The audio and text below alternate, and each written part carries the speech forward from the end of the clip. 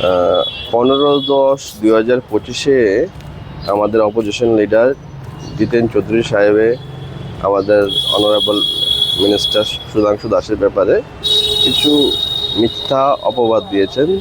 বলে যে ওনার ভাই হিমাংশু দাস ত্রিপুরা রাজ্যের হাইয়েস্ট ট্যাক্স পেয়ার এবং উনি অনেক সম্পত্তির মালিক এটসেট্রা অনেক কিছু এলিগেশন দিয়েছে, যেই মর্মে আজকে আমি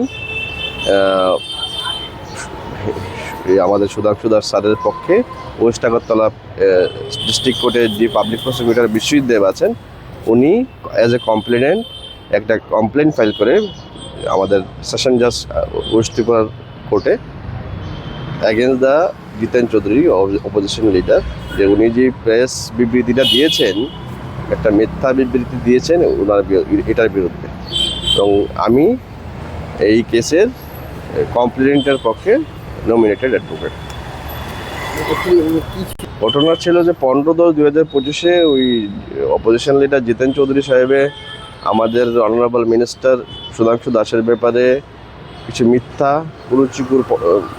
ওনাকে ডিফেম করার জন্য কিছু মিথ্যা অপবাদ দিয়েছেন, মিথ্যা কথা বলেছেন প্রেস রিলিজের মাধ্যমে, যেটা সর্বত্র ছড়িয়েছে এবং যার ফলে ওনার সম্মানহানি হয়, উনি ডিফেমড হন। এবং যদি সম্পূর্ণ মিথ্যা ভিত্তিহীন স্টেটমেন্ট উনি দিয়েছেন যে ওনার ভাই সুধাংশু দাসের ভাই হিমাংশু বাবু নাকি ত্রিপুরার হাইয়েস্ট ট্যাক্স পেয়ার